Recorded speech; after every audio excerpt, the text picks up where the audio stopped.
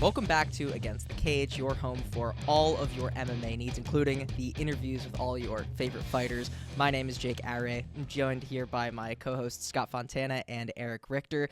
And guys, we've got UFC London coming up this weekend, a foreign card afternoon MMA, Lerone Murphy versus Movsar Evloev. But Scott, I gotta ask you, just to start us off, how nice is it to get afternoon MMA? Isn't it one of your favorite things? I really love it. I wish we had more of it. And not just like we get it obviously when they go to Europe or when they go to the Middle East, which is, a couple times a year. But I really think that the United States could do with some afternoon MMA as well. And I'll take you back to long time ago. Last time I paid admission for a UFC event rather than get a press credential was when I watched surging prospect John Jones dismantle Vladimir Matyushenko in a fight card in San Diego that ended around 7 p.m. Eastern time. On SoCal, I got outside and it was still bright out. It was fantastic. I had dinner afterward. And this was in our country. You can do that. Why don't we do this more? I think it'd be great. All the other major sports, we have that. I think it's time for the UFC to start embracing that a little bit more for the live experience too. Have the midday card. Yeah, I'm absolutely. totally with you on that. I'm totally with you on that. That's crazy that you saw that fight with John Jones in San Diego when no one knew his name. That's unreal. Scott, you've been around, you've Charles been in the Del game a Bronx lot. Oliveira was debuting on that card as well. No way, Scott. That You've was a been good. around the That game was for a a good long fight time. card. Oh my Yeah, God, that is special right there. That is special. Yeah, I that was love fun. afternoon MMA because, and Eric, I feel like it might be the same thing for you if open mat is also on Saturdays, but I get home from Yep. open mat, take a shower, decompress on the couch, and having fights on when I'm doing that, it just feels like it's the right ritual, coming Yeah, straight from 100%. grappling. It's a good time. When there's an early card, I'm not against telling my coach to throw the fights up on the screen while we're doing You open guys have mat. TVs in Honestly, your gym? oh yeah, we do, we That's do. nice. He'll do a move and then he'll show us on the TV screen like replays of it. It's pretty cool. That is pretty Oh, awesome. I thought you were gonna do like live rolling, and then in the middle, you guys were like, hold up, I want to see this round. So you just sit there No, with that like a dude happens. on your back about to choke you. Yeah. Okay. Not even kidding. That Not is even kidding. pretty Especially Regular depending on the MMA opponent. experience or jiu-jitsu experience, I should say. That's Yeah. Yeah. awesome. Alrighty, guys. Well, let's get on to this fight, which will be taking place much earlier than normal. 1 p.m. prelims, by the way. 4 p.m. main card. Start all on Paramount Plus.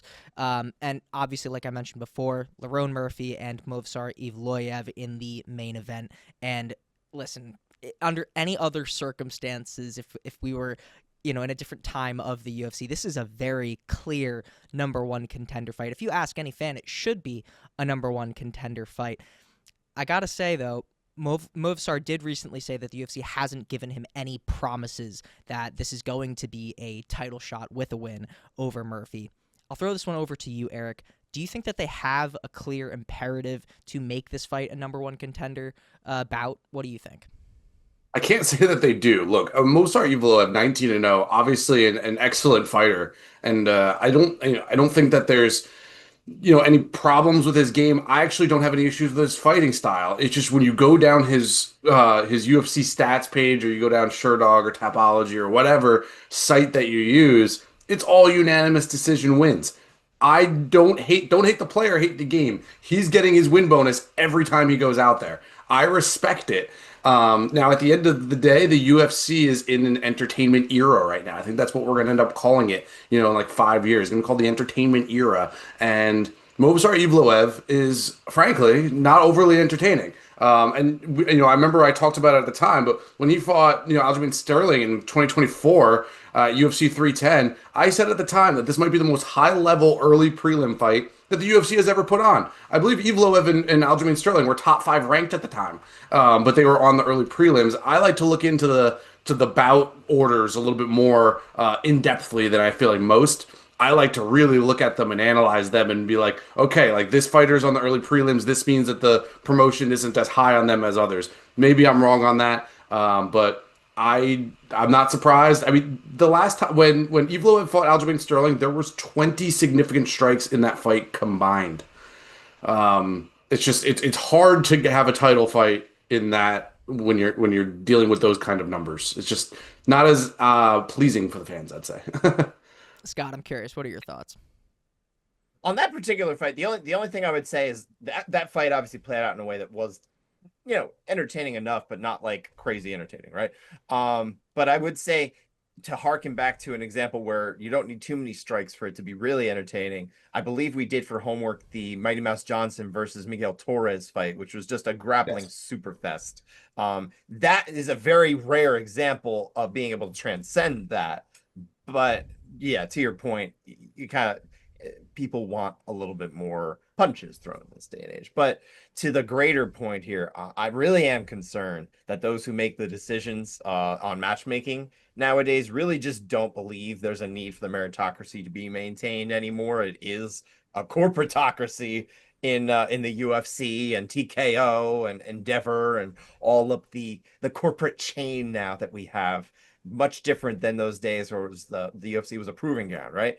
So, we've seen the situation play out with Arman Tsarukyan, right? That one has been a little galling, but you can at least see some perspective from the UFC here because of how many times Arman Tsarukyan keeps shooting himself in the foot, right? He does a lot of silly things outside the cage.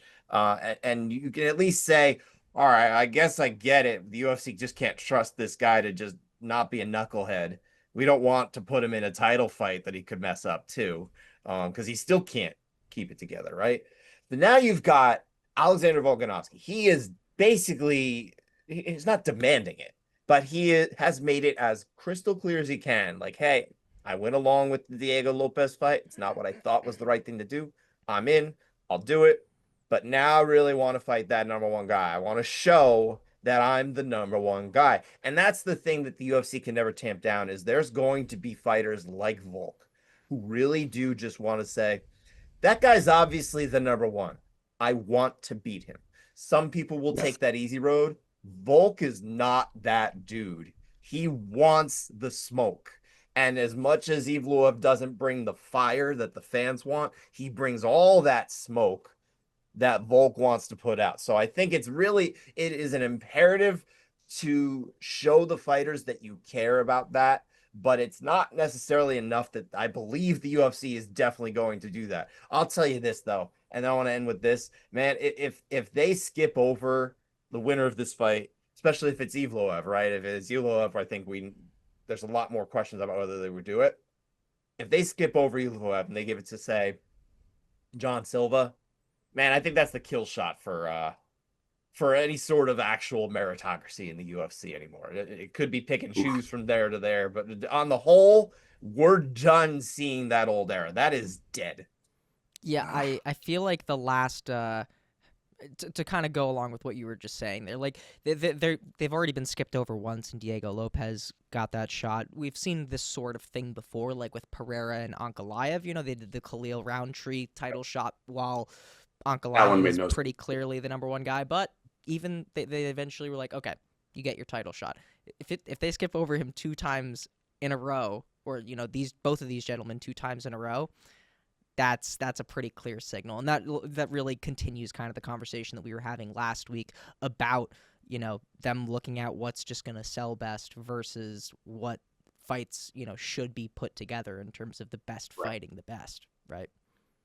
Yeah, 100%. Like Yeah. Evloev, he definitely deserves the title shot. I think it's undeniable if he wins here, it's undeniable. He deserves the title shot. He's got a really 19-0, does not happen very often. And to be fair, both of these fighters are undefeated. They both of them never lost. Obviously, Evloev has been a little bit more dominant in all of his victories. But even if Evloev goes out there and goes 5-round decision, like, go out there and go get your win. You know what I mean? Go out there and go get your win bonus. I don't know how his contract is structured.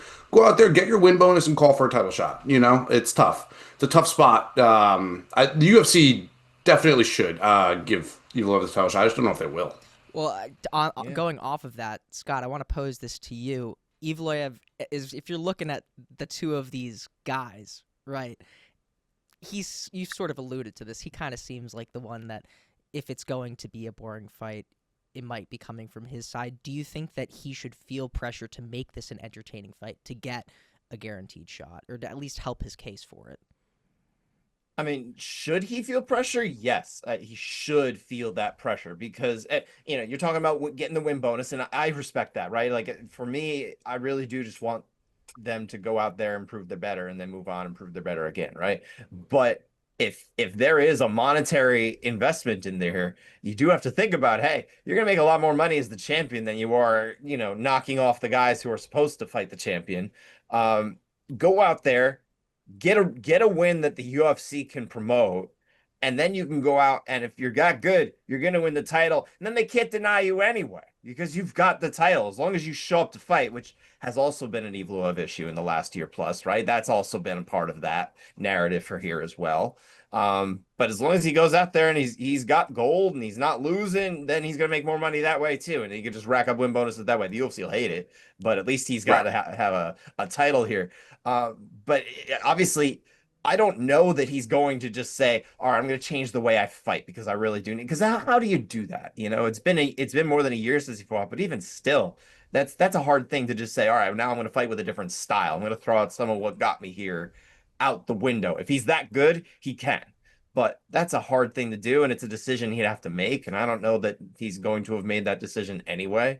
I feel like these fighters, they're good at what they do and they stick to it, and that's not the worst thing to do. But at the end of the day, he goes out there and he wins a decision. Even if it's like an entertaining decision, he's still 10-0 with 10 decisions in the UFC. I didn't get the chance to look back and see if there were any other fighters who started 10-0 without a finish in the UFC, and I didn't get the chance to, but I'm going to tell you off the top of my head, it's definitely exceedingly rare, if not unprecedented. So it's the type of thing that, man, if they are going to deny you, you at least sort of see why they did it.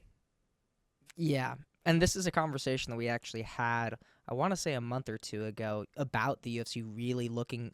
You kind of mentioned it, Eric. Like they're really looking for finishes here, and Movsar is sort of the antithesis to that. But Yeah. Eric, what do you think? Do you think he should feel the need or the pressure to make this an entertaining fight? I mean, if Hunter Campbell's not putting the pressure on him, I would be really surprised, right? When those conversations happen with his manager, I would be mind blown if they're not like, you better get a finish here. Like, we're not guaranteeing you anything. You better have a really good performance or something like that.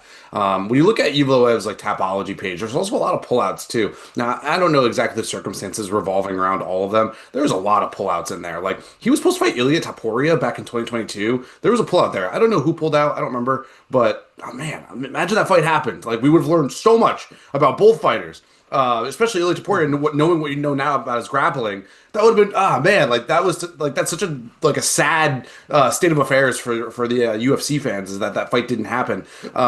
Like, he doesn't have a win by finish back to his M1 days. And honestly, I don't know any of the fighters that he fought at M1. And like, when you look at his UFC page, like, he's got like decision wins over Mike Grundy and Hakeem Dawodu, like Nick Lentz, guys who are like, and Hakeem Dawodu was good at the time, but Dan Ige decision wins. Like, there's a lot of, and the Nick Lentz one was by split decision, and Nick Lentz was 30-11 at the time. So you go into like his like Tapology page, it's like, okay, like he needs a finish here. This is a big fight for him. He's a favorite.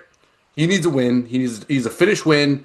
And if he's going to win by decision, the problem is like, depending on like if I don't know if he's working on his English, but if whenever you're a fighter that's winning by decision, it helps if you're able to follow it up with trash talk. Like a Ben Askren, right? Ben Askren is like, I'm a grappler, so I have to use my mouth in order to entertain people. And for better or worse, it was entertaining.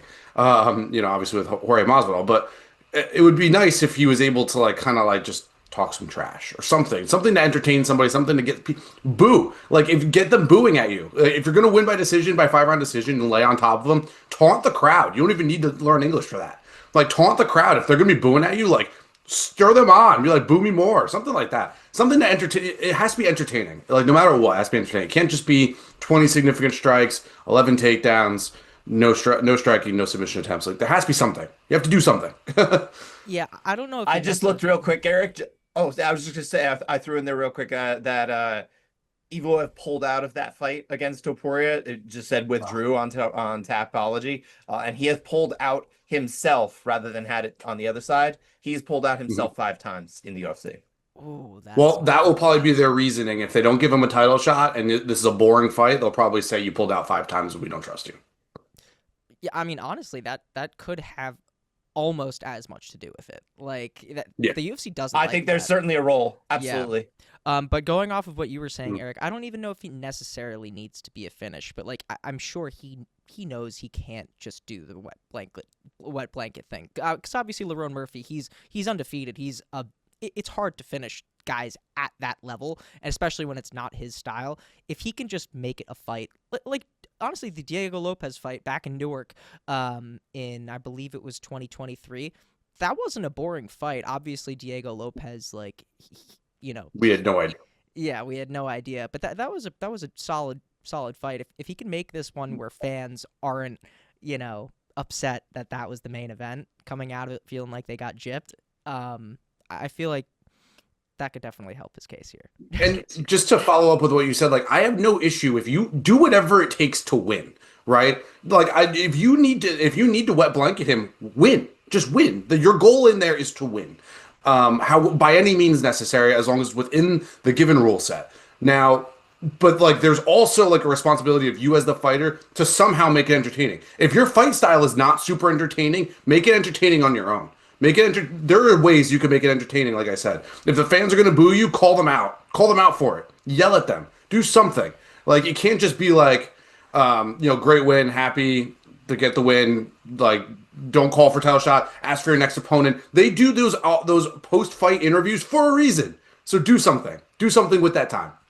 Before we Some of these guys, it's just not in them though. Not everybody's as gregarious as co-host of a podcast, right? It's just not in everybody's wheelhouse. So I can understand that, and I understand what you're saying too. Like your imperative is to win, and if he's content to just rack up wins, that's cool. That's fine. If he has greater aspirations to win a title, I'm not saying it's right, and I'm not saying I like it. I really don't. But we are entering, I don't even know if it's an era of entertainment, Eric. I'm pretty sure we're just heading toward that's going to be the way it is. It's not an era, it's a new world order. And if that is the thing, if you want to win a title in the UFC, you probably do need to entertain in some way. But maybe he's cool with just winning and doesn't need the belt for validation. I don't know. If that's the case, then he can keep going. That's fine. But if he does have that greater goal, sometimes to do the greater goal, you do have to make adjustments. And that may be something that he must be thrust into doing. I don't know. Before we move on from Evloev, it sounds like this is the more we keep talking about this, the more I'm like this kind of seems like a very pivotal moment, like a telling moment as to where the UFC actually stands on this. Yeah. So there's a little bit, yeah, a little doom and gloom, but who knows? Yeah. Before we get to Murphy, I'm just curious, what do you guys think that the odds of this fight are actually entertaining? I'll hit Scott first, and then we'll go to Eric before we move on to Lerone. Oof. I'm gonna choose to be optimistic here. I'll go glass half full. I'll say 51-49% that it actually does. And so when I say entertain, I'm not saying fight of the night. I'm saying it's going to be at least something you're like, that wasn't too bad. That was at least a somewhat fight to watch, as opposed to the people that are filling out of the arena by midway through the third round. Because of the ninth takedown from Movsar Evloev that didn't lead to anything. So I don't know if that's what it is. I'm going to choose to be optimistic here. I do think there at least will be some form of imperative on Evloev's part to say, all right, I got to at least be aggressive here. Like I can up my aggression in searching for things, and I can make this fight at least more watchable than, all right, I've gotten on top of them and I'm, going to work my oppressive top form grappling without actually doing major damage. And I think you can make enough adjustment to make that happen. Or conversely, then you've got the other side of it where it's like Murphy's at least got some explosiveness in his striking. Like he can give you things. If he's actually able to keep this fight upright and not just be defensive and keep him off him so that he can actually land stuff. If he gets comfortable in there and he starts landing something, we might get some form of real actual engaging striking there, because Evloev can strike too. That's another thing. He actually can strike. He just doesn't engage with that part of it You as need to. long as he will engage with the striking. Excuse me, the grappling. Yeah. Eric, what do you think? The fight not to go the distance is plus 200. So I'd say your floor of entertainment is probably those odds, which is about 30 to 35%. That's like probably the minimum that you should go on this answer. I'm gonna go a little higher. I'm gonna go like 40%. So I'm gonna like 40% entertaining, 60% not entertaining.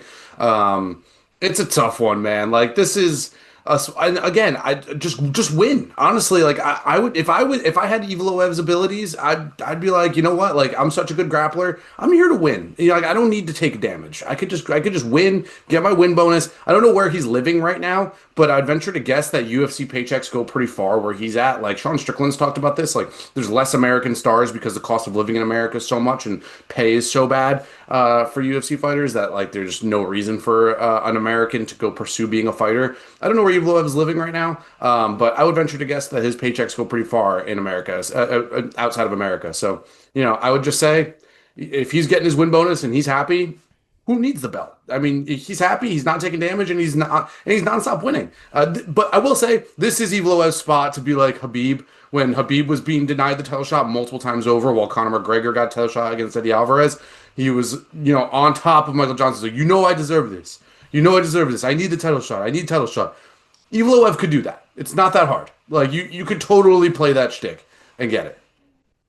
And the only thing and you know this too, I'm not saying something you don't know, but like the difference between Khabib's rise versus Evloev's rise is Khabib's way of going about the grappling was much more aggressive. It was much more in your face. It was much more sellable for the UFC to begin with. And then, yes, he did have that fight at the Garden against Michael Johnson. And that added a lot more personality to it, which, look, we have 15 years now of Khabib in the UFC spotlight. We know he's got personality too. It's a very unique personality, and it doesn't always translate maybe exactly in the way like he means it to, or maybe he's embraced that and he is aware of it, but he's got some personality to him. If Movsar Evloev has personality, he hasn't figured out any way to translate that to American audiences.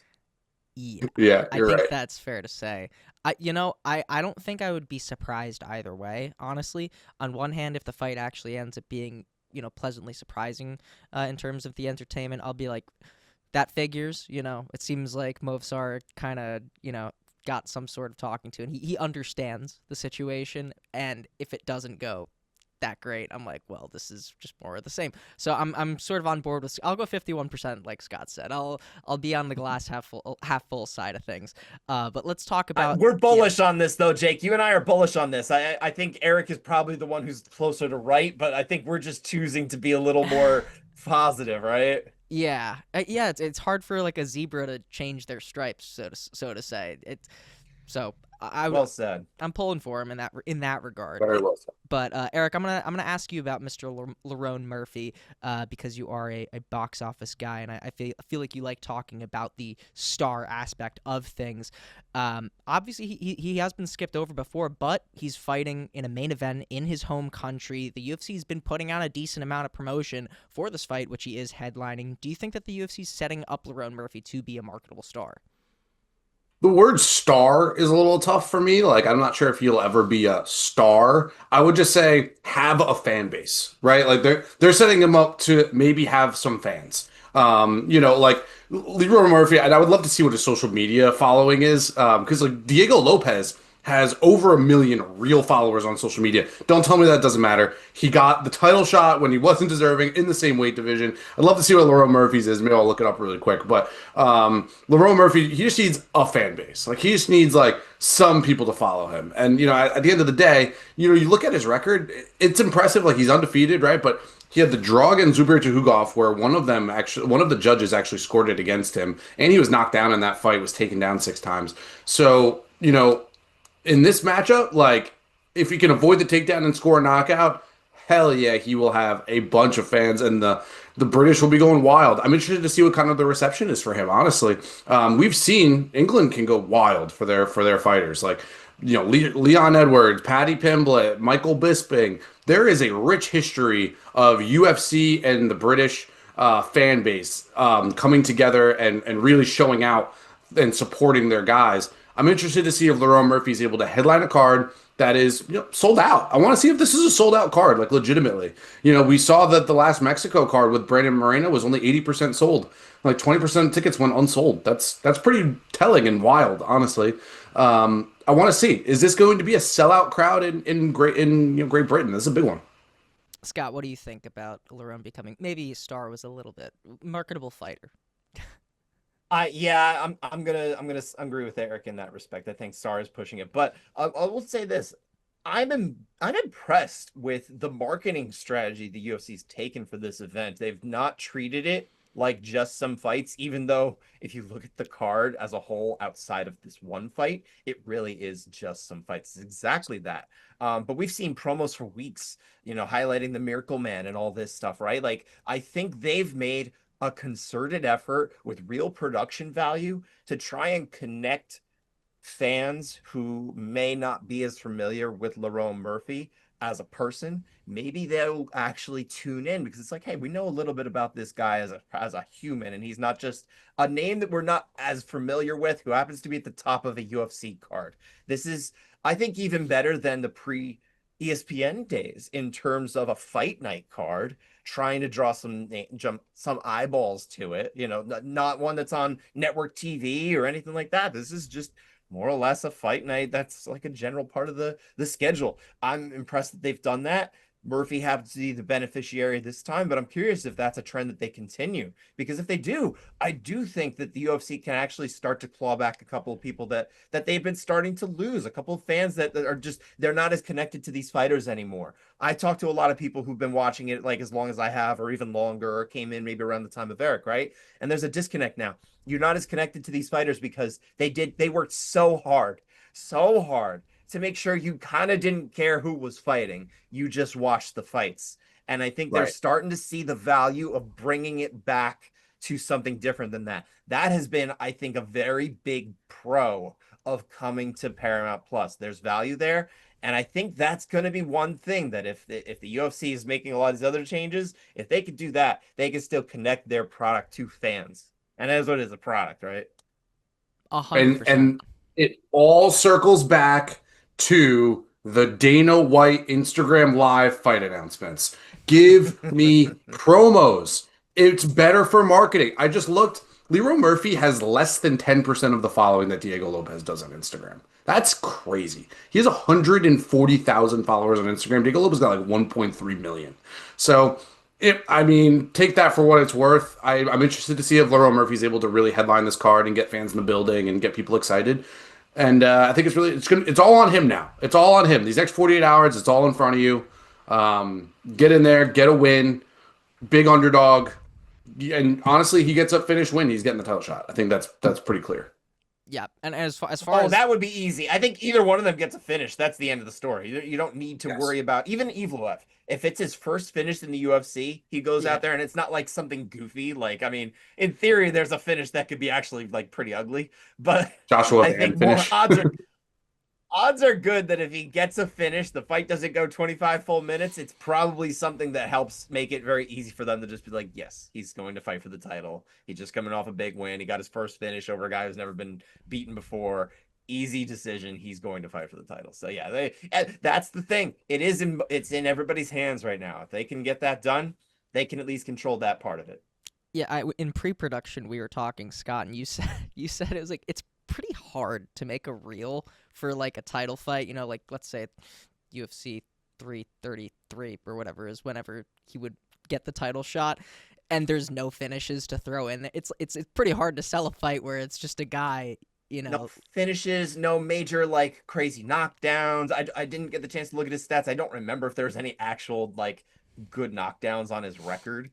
So it's like what can you point to? What sizzle reel can you make off of this guy? Yeah. And as just closing up on Murphy as far as, him being a marketer. The guy's got a crazy story. He literally got shot in the face. I was watching an interview with Megan O'Leary. He still has a piece of the bullet in his tongue. Absolutely crazy. Wild. Like that right there is absolutely That's marketable. insane. Yeah. You could run with that. Scott, just to follow up I on what you still have said, more Evloev metal does, in my face than he does. That is true.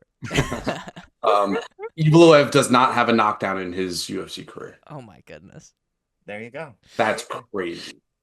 All right, guys. Well, let us know in the comments what you think about that main event. What do you expect to happen after this fight, with a finish, without a finish? Do you expect it to be entertaining? Let us know all your thoughts down below. But, guys, let's talk about some of the other fights on this card. Scott, what is your fight to watch? I'm going with Mason Jones against Axel Sola. I've always been interested in Mason Jones as a prospect. It didn't work out that first time in the UFC. I think he seems to be much closer to what we were sort of hoping he might go now in this second run. He's built a little momentum. I want to see if he keeps it going. If he wins here, he gets to move up that ladder a little further. We're still not talking about somebody who's even remotely close to the title picture. It's a deep division, right? But I think I'm very interested to see if this is the run that starts to get Mason Jones where we thought. So I'm curious about this fight. Yeah, it's a great shout.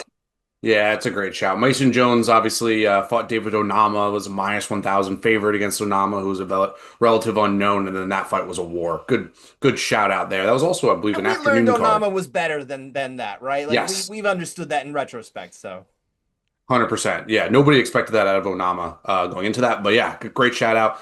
My fight to watch is Michael Venom Page against Sam Patterson. Sam Patterson was somebody that I watched the Dana White Contender Series, a long time ago. I believe I had a bet on that fight against Vinicius Sensi. Sam Patterson's solid. Is if he grapples with Michael Venom Page, I'd say he has a good chance of coming out victorious. But we've seen Michael Venom Page frustrate many a fighter in that octagon, and Michael Venom Page also not terrible on the ground. I'd say that Sam Patterson's probably got the submission upside, but obviously if he strikes with Michael Venom Page, he could get a highlight reel. So definitely an interesting fight. Michael Venom Page fighting in England, which is a good one, and MVP's been pretty entertaining on his interviews as well. Talking a lot about UFC not liking him and matchmaking, which we have talked about at length here.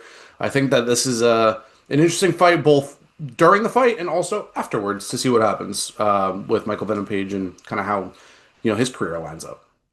How about you, Jake? Absolutely. So great shots by both of you guys. I've got Mr. Nathaniel Wood versus Losine Keita. Nathaniel Wood been on a pretty solid win streak. He's got 5 straight wins in a row, going up against Losine Keita, who you might remember missing weight against Patricio Pitbull in that viral moment where Patricio he's like begging him to take the fight, and Patricio's like, can you please explain how any of this is my problem? This is not. and let's also add, Jake, this fight is still at 45. He's trying again. Yeah, and correct me if I'm wrong. Nathaniel Wood, he started out at bantamweight, or he'd been a bantamweight. Yeah. He moved up a couple of years ago now. So this little run he's been on, I forget if it's all of it has been at at a featherweight, but it the last few at the very least. He's putting together a little bit of a run here at this weight class. I think honestly either one of them wins, Jake. I like your pick here. I think either one of them wins. This is one of the most impactful fights on this card. We're talking about somebody who starts to jump into that next tier, and then we're talking about maybe they're in the rankings very soon. Also, I need to make a correction. I mistook on his Tapology page. A couple of those are grappling matches. He has 3 wins in a row. Yeah, he's 3 wins in a row. There's 1 loss and then 3 more wins before that. So, pardon my mistake there. But still in his last few, he's got a good amount in the green. I'm interested to see where Nathaniel Wood's chin is at, especially at the higher weight class. Was knocked down by Jose Delgado, who's mostly known as a grappler. I'm interested to see where his durability is at in the striking. That's a good one. Yeah, well, Scott, you were saying that beforehand, you were kind of saying these might be just some fights. What is the event rating to go off of that? It's a 12. It's one of the lower ones this year. And if I tell you, when I tell you this, we have a headliner here for a fight night that is truly one of the most impactful from a sporting perspective fight night headliners that probably will get all year. And it really ranks up there in terms of the last few years even. This is a truly meaningful fight for all the reasons we've already talked about ad nauseum, right? This is a highly ranked fight. Everything outside of that is what's dragging it down. It's not that there's nobody, again, Nathaniel Wood versus Keita, that's, I believe, both top 25 guys or thereabout. We have 9 fighters on this card out of 28 are in the top 35, so there are some, but there's also almost half of these guys are outside the top 100, and none of those are even in the top 140. So Wow. we're talking about a whole mess of fighters that are typically much further down on the prospect list. A lot of them are European. There is, of course, that element of regional MMA that tends to happen when they go to a different region. But we're even used to in England having a higher caliber of that. You get a lot of UK talent. They farm a lot of people out of, Cage Warriors and Yeah. promotions like that, right? So, but that's not really what we have here. We still have a bunch of younger, still up and coming guys. Co-main event is Luke Riley against Michael Aswell. This is not the type of thing you would usually have as a co-headliner, even on a fight night. We're talking about like a curtain jerker on the main card type of situation that got elevated up here. At least Venom Page, MVP. That one is it's not the co-main, it's the one right before it. That would have made more sense, but maybe I'm splitting hairs on that. So I think that might have made more sense, honestly. Eric, the bout order thing. We'll have a report on that. I'm always interested in bout order, and I don't know if you guys saw last week's bout order, but it made no sense. So I'm always interested in bout order stuff. It's been a weird go. We might have a Richter rant incoming at some point. Yeah. But speaking of a Richter rant, Eric, 3 bets in 3 minutes. Or sorry, yeah, we already did event rating. Eric, you ready for your 3 bets in 3 minutes? Thank you, Jake. Yeah, UFC Fight Night London, 0-3 last week, terrible. We will rebound here. I actually like a bunch of these bets on the card. We move on, UFC London, 3 bets, 3 minutes, put 3 minutes on the clock, and we get started, and here we go. We're going to start on the prelims. We got Roman Dolidze versus Christian Leroy Duncan. Actually, this might be the curtain jerker on the main card, but regardless, Christian Leroy Duncan versus Roman Dolidze. Christian Leroy Duncan, big favorite in this fight. He comes in here. Dolidze, honestly, a big dog, kind of surprising. Not, I wouldn't say that I'm too enthralled with the betting line on Christian Leroy Duncan, but my betting angle here is this fight to go to a decision. I think Dolidze is super competitive in almost every fight that he's had. I mean, we go down his fight page. Anthony Hernandez was competitive until it wasn't. In the 4th round, obviously he has 3 wins out. Prior to that, Kevin Holland, Marvin Vettori. Again, the losses that he has, Nasruddin Imavov. These are competitive fights. I actually profile this as a step up in competition for Christian Leroy Duncan.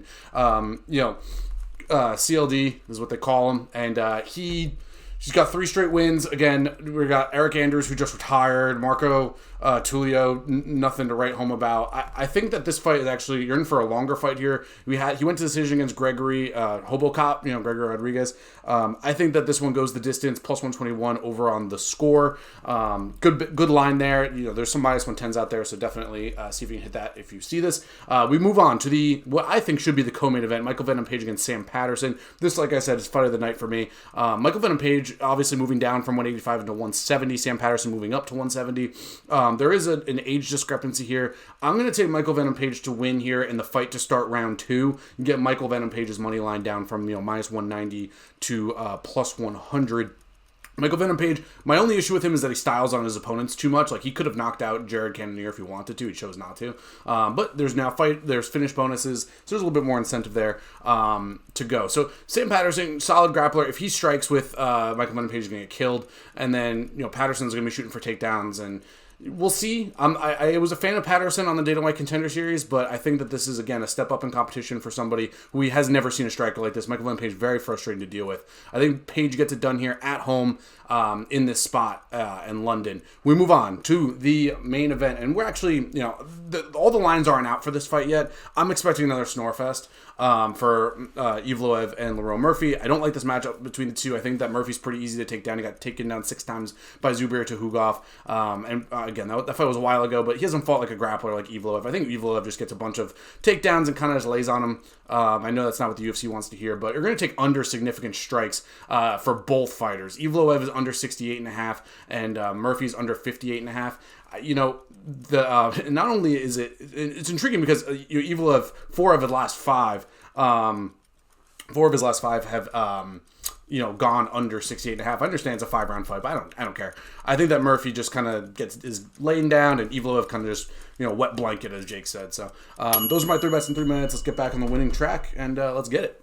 Alrighty, thank you for that, Eric. And guys, let's keep it in line with the UFC trend. Let's talk about what happened last weekend in Vegas at the Warehouse, the Meta Apex, as some people call it. But I just got to ask a broad Some question. corporate people call it that. Yeah. Yes, yeah, Mr. Mark Shapiro, perhaps. Scott, I'll start Yeah. with you. Broad question. What were your takeaways? Excuse me, from Saturday night? I'll give you my main takeaway, and that comes from the main event here is the fact that we're going to be seeing Kevin Vallejos for a long time in the featherweight mix. I think a nice mix of striking with power, good defensive wrestling. I think that's going to serve him very well, in particular in this 145-pound weight class. He's not quite top 10 yet. We were saying that last week. I still agree. I think Josh Emmett is really a shell of himself, and I think he looked exactly like that. We thought he'd look that way, and then he did. Again, I don't know how much this serves other than to say that Emmett's not there anymore, but also look what this guy can do. Look what our new toy at 145 can do out of Argentina. I think I'm very interested to see where he goes. I would love if they actually made the rematch with Jean Silva from Dana White Contender Series. I think that'd be fantastic. I don't know if that's what they're going to do. It seems like they want to push Silva up rather than have him fight down to somebody like Vallejos here. But man, that would be fireworks, and that's a fight night headliner that I think people would really get jazzed about. 100%. I'd be very interested in that, but I agree with you. I'm not sure if it makes the most sense on paper, but would love it. Eric, what about you? What was your biggest takeaway? Yeah, I've always been a Jillian Robertson guy, especially of late. I just think that she's improved so dramatically. I mean, 9 minutes of control time against Amanda Lemos. Never really in danger the entire fight. Gets the decision win. Wasn't the most entertaining fight by any means. I also had fight to go the distance, so I guess maybe I'm a little bit more juiced up about it than than everybody else. Not a ton of striking. I just did. I would just say Jillian Robertson might be the most effective women's MMA grappler in the division, like better than Tatiana Suarez even. Like honestly, I really think that. I think that Jillian Robertson has gotten that much, so much more improved. Like if you looked at her early career, she was more of a 50-50 fighter. She's won 5 in a row. I believe eight out of 9. Only has a loss to Tabitha Ritchie, who she's ranked higher than now. What's next for her? Verna Jandiroba, Yan Zhaonan, and or Tatiana Suarez even. Just a really fun grappling matchup. But obviously, Zhang Weili is going to fight Mackenzie Dern for the title. Jillian Robertson's not too far off. I'd like to see her fight for a belt at some point here. I think that We is assume Zhang Weili that's going to happen. We don't know that, but I mean, that's my guess, right? That's my expectation. So I was taking a quick peek at the rankings. I'm like, one more fight and then a title shot for Jillian Robertson, and that's been one of my gals for quite some time at this weight class. So sign me up. Yeah, as far can I just push back real quick? I think you're discounting Mackenzie Dern's grappling there to say as far as the grappling hierarchy. There's a lot of grapplers in this weight class, and that's not to. I'm saying wrestling. Jillian Robertson. Sorry. Oh, wrestling. MMA wrestling wrestling. in particular. My bad. Did I say MMA grappling? I meant enough. MMA wrestling because you are 100% correct. Mackenzie Dern's the best grappler in the division. She's the best MMA wrestler, I think, in that division. Better than Tatiana Suarez, in my opinion. Interesting. Yeah, Tatiana is kind of known as like the female Khabib, at least from what I've heard from the fan base. But obviously, Jillian racking up wins here. Who knows? For me, it is kind of hard to have a takeaway as far as that main event because, like you said last week, Scott, Josh Emmett, like at this point in his career, was like just stop the bleeding, and I mean the bleeding didn't stop. The bleeding continued, but obviously, it's hard to take anything away from Kevin Vallejos' performance because he got it done quickly, So it's hard. Obviously he's dangerous. I think that's my takeaway. It's like he's dangerous, but I feel like we kind of already knew that. So I'd be very interested to see where he goes next from here. But as far 23 years old, 23, 24 years old, South American, like he should have plenty of marketability 100%. in a division that needs it. And for the record, Josh Emmett is not eligible for our rankings anymore. Not that you were ranking him, but he's lost 3 in a row. He has now been pushed out. You can't pick him if you wanted to. Yeah. Alrighty. Well, let's talk about a couple guys that are in our rankings. UFC 328, the headliner has been announced for Newark. Khamzat Chimaev and Sean Strickland will be throwing down at the Prudential Center in May. And Eric, I got to ask you because, for a few years now, Islam Makhachev has been kind of the mainstay in the New York, New Jersey area, going to Brick, New Jersey, Madison Square Garden. Now we've got Khamzat coming in. and then Sean Strickland, who's obviously the American. How do you expect the New York, New Jersey market to embrace this fight and, these two guys?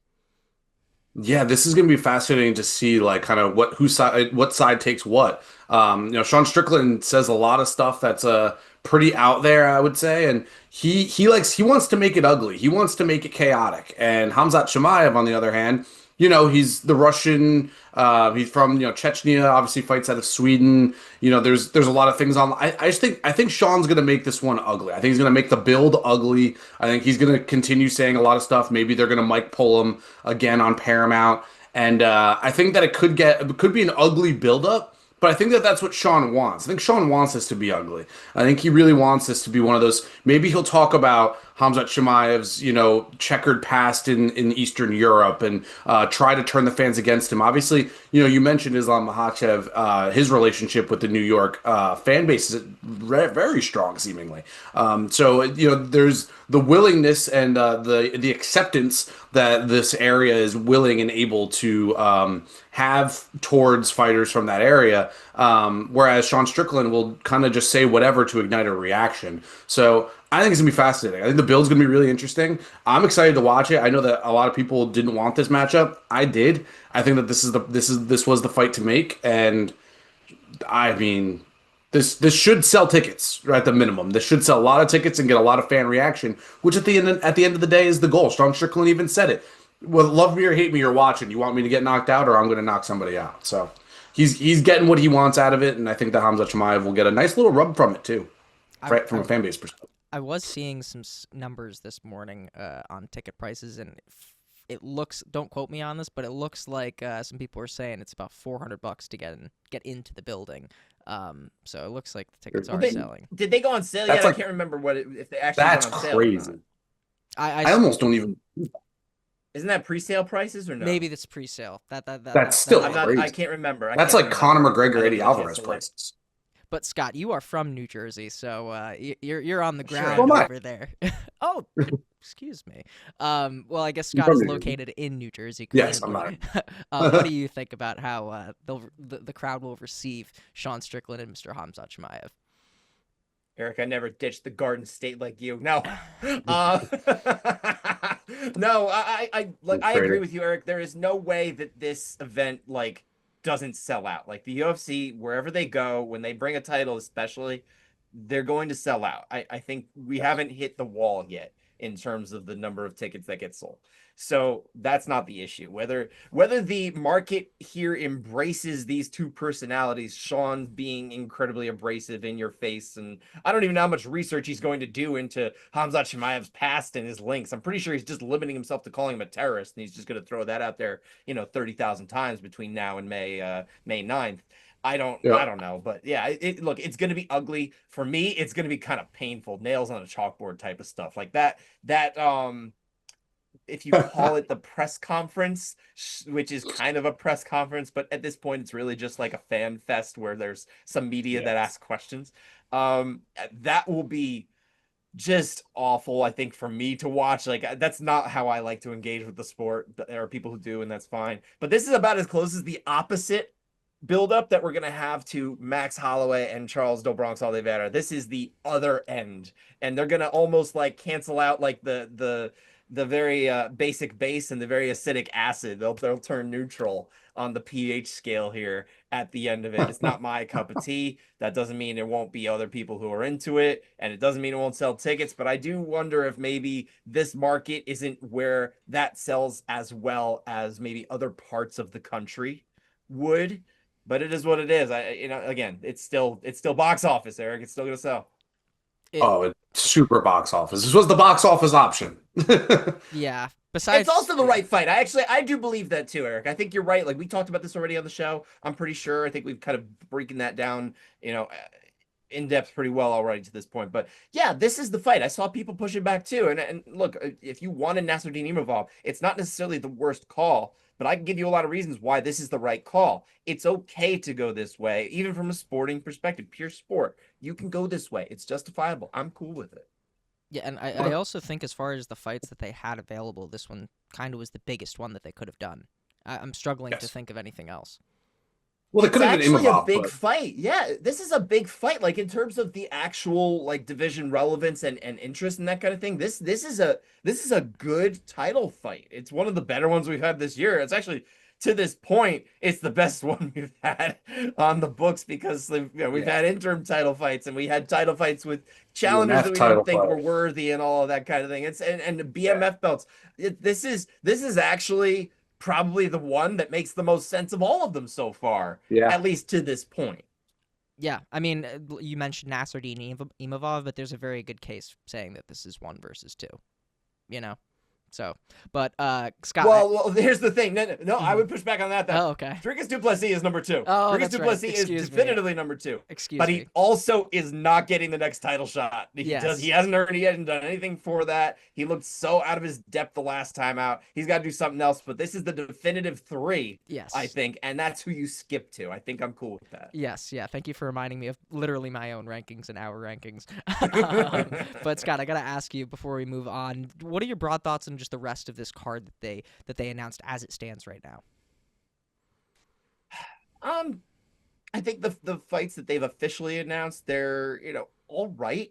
Alexander Volkov, Waldo Cortez Acosta, heavyweight title implications, but when are they actually going to fight for a title, even if they win? Because that's a whole giant mess at heavyweight right now. So how immediate that means, I don't know. And it's also heavyweight. So, is that what everybody really wants to watch in 2026? I do like Sean Brady versus Joaquin Buckley. Yes, I don't know why it got that's the moved one. off of that headliner spot that was in the Yeah. fight night main event, and then it got moved over to here. I don't even know if it's now 3 rounds or not. We don't really know how many. I assume it's 3 rounds, but yeah, that seemed the only thing that makes sense to me, and probably I think you'd agree, Eric, is that they were trying to bring in some of that Philly market, get Sean Brady's rub there to get some people to drive up the turnpike out to Newark and watch the fights from there. That makes a lot of sense to me. I do also like Bogdan Guskov against Jan Blachowicz, get that rematch in, figure out a more decisive winner. They just had the draw, right? I'm cool with that. It's just the fact that we don't have a second title fight here, and I don't look at any of these fights that we talked about as anything close to like a real bona fide numbered event co-headliner here. So I'm still hoping maybe there's a chance they'll add another title fight. We just had things listed as featured bouts in the official announcement. Maybe there's room for a second title fight to be added, and if that is, you gotta go with Valentina Shevchenko defending that flyweight title against the local Erin Blanchfield in the challenger's backyard. I know that's probably not what the champ wants to do, but I think she'd be up for the challenge for it. I think she's a bit of a nomad in this country. She goes from gym to gym all the time. She's gone around. She's not from here, and she's pretty okay with that type of mindset. I'm sure she'd be willing to go into the Lion's Den a little bit, get Erin Blanchfield's local flair to drum up more interest in this card and appreciation for it. I would love to see it. I don't know if that's what they're going to do, but man, it makes too much sense for them not to do it. So I hope so. Yeah, I mean, it seems like she probably would have been pretty happy with whatever fight camp she did in preparation for New York. So it seems like she's got that dialed in because it's just going off of her performance at Madison Square Garden. But Eric, what about you? Sean Brady Joaquin Buckley is an awesome fight. I agree that it should be a main event on a fight night. And also Sean Brady said that he didn't want to fight in New York again, so I don't know why I guess New Jersey's technically different, but it's really New close. Jersey is not New York, sir. It is different. I hear you, but it's so close. People from He both was states will tell you that. Yeah, it's just so close. I'm like, if you had such an issue with New York, I don't understand what the difference is going to be between Newark. But whatever. Commissions, it could be a lot of things. I'm sure he's fought New Jersey before on the regional circuit, right? Oh yeah, no doubt, no doubt. But yeah, love that fight, dude. I can't wait. If Erin Blanchfield fights Valentina Shevchenko on this card as well, oh, that will be so much fun, and I can't wait. I want to bet Erin Blanchfield again to beat Valentina Shevchenko right now. I think I'm already sizing that one up. I think Blanchfield beats Valentina via grappling. I think she's a better grappler than Alexa Grasso. So how can't I? Even if she just got lucky, how can't I? We will see. I would love to do a preview on that fight should it get announced. Yes. But guys, let's move on to what is going on this weekend in the PFL. We've got Castello Van Steenis, the new PFL middleweight champion, taking on Fabian Edwards. That's going to be on Friday, 4 p.m. main card, 1 p.m. prelims. Also over in Europe, that's in Spain, if I'm not mistaken. Castello Van Steenis, Madrid, being a Spaniard in Madrid, all on ESPN Plus. Notably missing from that headliner is Johnny Eblin, who Costello-Vanstenis got the belt off of last year. And Scott, you spoke with Johnny Eblen this week in an interview, and he was pretty surprised that he wasn't getting the immediate rematch. And I gotta ask you, why isn't he on there? What are your thoughts on why it's this matchup rather than it being a rematch between those two guys? Yeah, you guys should go check that out before you do listen to me. I do think it's a puzzling decision, right? Like it doesn't make a lot of sense here. And the only thing that makes sense to me of how this came about is that those who make the decisions in the new PFL regime are kind of newer at booking MMA cards. Like it speaks to almost inexperience. You go with you strike when the iron's hot, right? You have the fight to make. It was CVS versus Eblen 2, not CVS versus Fabian Edwards 2. This isn't the rematch that we wanted. It's not the one we needed. We already had Eblen, who was looking pretty good against CVS. He did fall off, right? He lost the fight. But then also we have Eblen beating Edwards 2 times in the last 2.5 years. Yeah, that's what I'm saying. Now we run the risk of getting it a 3rd time. Yeah, do we want this fight? Like, there's a real chance. There is a very real chance that Fabian Edwards goes out there and beats Costello-Vanstenis, and we don't make that fight next. Now, obviously, Johnny Eblen's going to have to hold up his end of the bargain. We were speaking last week, or this week, I guess, about his fight coming up next week with Brian Battle, and Eblen could lose that one too. We don't know. But that's the thing. You're running all these percentage chances of losing the fight that you should have put together to begin with. It doesn't make any sense. Right, Eric, right? Like, you're with me here. This doesn't make any sense. Terrible. No, it's awful. Brian Battle's a tough fight. Like, that's a really hard fight for Eblen. And, not for nothing, like you said, Johnny Eblen beat Fabian Edwards twice. Fabian Edwards fought Costello-Vanstenis to a split decision several years ago. But regardless, I don't understand this one at all. Like, even if you listen to Dustin Poirier on the Rogan podcast this week, Johnny Eblen's training with Dustin Poirier. He's a top 5 guy in the division. Like, if he was in the UFC, he'd be top 5 ranked right now. Like, it is mind-blowing and honestly concerning. Really, let's just talk about reality. It's honestly concerning that the PFL doesn't recognize this. I understand they're new. I understand that it's, new management, whatever. It's almost like one of your favorite, when a restaurant that you like going to, maybe not your favorite restaurant, but when a restaurant that you like going to gets under new management and they kind of change the menu and ruin it for you. This is kind of, I'm a little concerned here. It's like, I like my pasta like the way I like it. I like my chicken parm with fresh mozzarella. Don't give me different. Don't give me a different type of cheese. Something like that. Like, I don't know. It's frustrating. Brian Battle's a really hard fight for Johnny Eblen. I think Brian Battle's super talented, and this is concerning. I don't like it at all. I would even go as far to say as I hate it. It's also an important year for the PFL. If it does end up. If it does end up being Johnny Eblen versus Fabian Edwards 2, or they don't get to even do that rematch at all, like Edwards versus Eblen 3, sir. Sorry, excuse me. 3.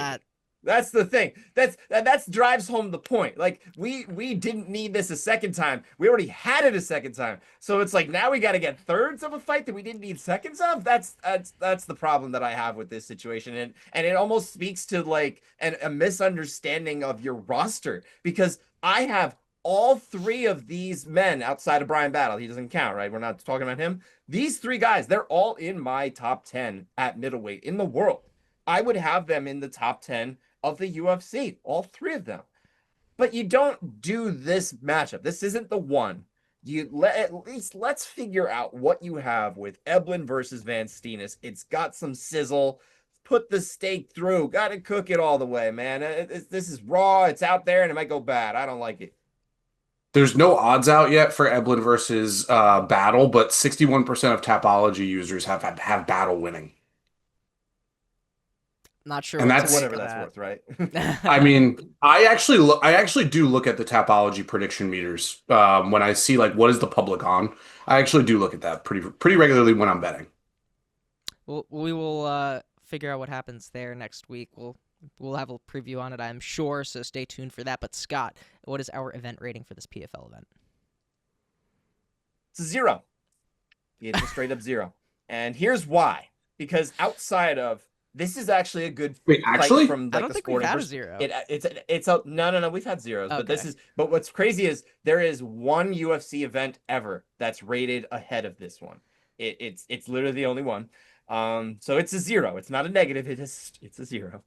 There are Wow. 2 fights on here that are like truly excellent bookings in terms of just ranked talent. I disagree with the way they put together the main event, but at least these Right. are, again, 2 top guys, like I say. Then we've also got AJ McKee against Adam Boric, and that is a very good featherweight fight. It's probably the third best fight out of the UFC and PFL this weekend in terms of ranked talent. After that, it's like lower tier European regional MMA. That's like There was a there's a couple couple other KS. fights on there, but that's it. We're talking about guys that are like some of them are just MMA debuts and unranked guys and things like that is at deep weight classes. Like you were saying, Eric. Yeah, like there's guys here that just this is not the caliber that you would think of from major MMA in the modern day. And look, if that's what they want to do, that's fine. But now you're starting to be like Strikeforce back in the day, which is like we had like a decent main card, and then the basically just had regional talent throughout the prelims. Man, that's terrible. That's crazy. I mean, you had a couple KSW cards with like grades of 4, 5, 6. So the fact that it's Yeah. 0 with Yeah. a headlining, championship fight, AJ McKee's solid as well. So that's Can crazy. I That is legit. Can I give you a recommendation? Because obviously the main card starts at 4. The prelims are at 1. Don't even bother with the prelims, like unless you're bored and you if you'll consume every level of MMA, like that's cool. There's nothing wrong with that. Regional MMA is still entertaining. It's just if you're tuning in because you think it's going to be a cut above, think again. I would have you tune in at 5:30 or so on Friday evening. Get out of work. Maybe you get home quick, make yourself a sandwich or whatever you're going to do for a quick light dinner or do something before you go out to dinner. Turn the fights on, watch those last 2 bouts. That would be fine. You'll have a good time. You're getting a little MMA taste to whet your appetite for the evening. And those are at least elite fights. I think you'll have a good time with them. Other than that, I mean, you better love everything, because that's what it is. Yeah. I will say that live betting low level MMA where seemingly no one is watching is there's value there. Just say. Fair enough. Alrighty, well, that closes us out for this weekend. Scott, let's get up to date with the quick hits in MMA news. Yeah, actually, we're pretty light on major quick hits this week. I kind of limited it. Number one, I think everybody already heard about both of these to begin with, but we'll start with Alex Pereira announcing on the Ariel Helwani show that he has signed a new 8-fight contract with the UFC. Look, that sounds like to an aging fighter like him, maybe that's the end of his that's his He's last not fighting. contract with the UFC. That's the rest of your life contract. Pretty That's much, the rest yeah. of your life. Yeah, yeah, for sure. And then again, I think a lot of people probably heard about this as well. Nate Diaz back in the cage, 5-round welterweight fight against Mike Perry as part of the MVP MMA event that will stream on Netflix May 16. That was a big one. And I'll give you one more. This came in like as we were recording. I've been peeking at my phone because I'm trying to process what exactly it is. It's not a major thing, but it's a clarification of something that came out over the weekend. The UFC has announced that the Association of Boxing Commissions, the ABC, will serve as regulatory advisors for the White House card. It's on federal land. It's not in a state. It was kind of a weird amorphous situation. The Washington D.C. Commission was basically saying we're not overseeing it. These fights might not actually go on their official records. Well, I think that was always never really going to come to pass, and it felt almost a little petty because the UFC has stepped in and been commissioned where other commissions didn't exist when they go abroad, and no one ever bats an eyelash. Here it was a little different just because of a hole in terms of how we do things. We do things at the state level. We don't do them federally. But the ABC is now stepping in. All the bouts on the White House card are going to be official according to this press release. So, no drama there. It's all the bow is tied up. All right. Thank you for staying on top of that during the show, Scott. Very Yes, good. shout out to you. Guys, let's move on to the final round where we did the Gina Carano experience. Literally went through all of the Gina Carano fights from her career. And I understand all 8 of them. All 8 of them, and different times. That's the best way that I could describe it. Very scrappy. Not all of it was pretty. Not all of it looked, in very decisive as far as like Gina's victories, apart from a couple, maybe 2 or 3 of them, but like very scrappy, like. And quite a few where she was really just a weight bully, to be perfectly honest. That's a term that didn't really exist 16 years ago when she had her last fight, but or 17 years ago, excuse me. But yeah, she was a bit of a weight bully because some of the women she fought ended up being like pretty decent fighters, like Rosie Sexton had a decent career. Julie Kedzie is known as a impressive pioneer of her time. Caitlin Young was still fighting for PFL, I believe, as of recently, so she fought for quite a while. But yeah, I mean, you know, Chris Cyborg, that fight in particular, I'm curious what you thought of that because we've had a lot of Chris Cyborg since, and that was like early Chris Cyborg. I was Yeah, gonna she looked say, unbelievable in that. Oh my God. I was expecting it to be worse, actually, for Gina in that fight. Not that it wasn't bad. She got finished, you know, at the very, very, very Right. end of the It got first rough round. at the end, but like for a while, it was like semi-competitive in a way that most of Cyborg's fights just hadn't been for a while, which I think, at least to some degree, that does speak to what Gina Carano could do in the cage. But yeah, I mean, you're talking about an MMA pioneer in Gina Carano. You're not talking about an all-time great. You're talking about someone who was there early, had some success, had some other parts of her personality and aesthetic that brought a lot more attention to her than might have been otherwise, right? But she was a skilled fighter for her time. Yeah. Why did But I that's the think skill. that why did I think that Gina Carano was like a good grappler? Like, I don't know. I was watching and I was like, oh no. Like, BCC. why Muay would Thai is the thing, she yeah. would have gotten annihilated by Ronda in her prime? I can't imagine how this is going to go now. Like, I don't know. After just looking, like, she probably hasn't been training MMA for 10 years. She maybe is training now for like the last year and maybe getting paid well. But I don't know. I'm just looking at it. I'm like, her takedown defense is okay. Like, it wasn't like, it was like a lot of sprawls, but like, I feel like the game has evolved so much that like, I don't know, like her sprawls on takedowns, I was like, those are gonna end up being single legs now. You know what I mean? It Like, and then evolved she's even gonna a end up on her lot in back. like those. It evolved even in those 7 years between her last fight and Ronda's last fight. Like the game Right. grew by leaps and bounds on the women's side, and it's grown a lot since then. So, like, you know, Yes. obviously Ronda, her progression probably stalled a little bit too because she wasn't sharpening her skills to keep up with all the other women anymore. She was doing, you know, WWE and being a mom and Movies. enjoying the fruits of her labors, right? A lot of stuff that she hasn't needed to do. So she hasn't kept up. But also, Ronda's game is so much more evolved, or should be so much more evolved, just because of how much longer she went into it. And also, she brings Olympic caliber martial arts to the table. Gina Carano, for everything that she was able to achieve and make of herself, she really was just like a maybe a club level Muay Thai fighter who took up MMA early in the days. Yep. That's not the same thing.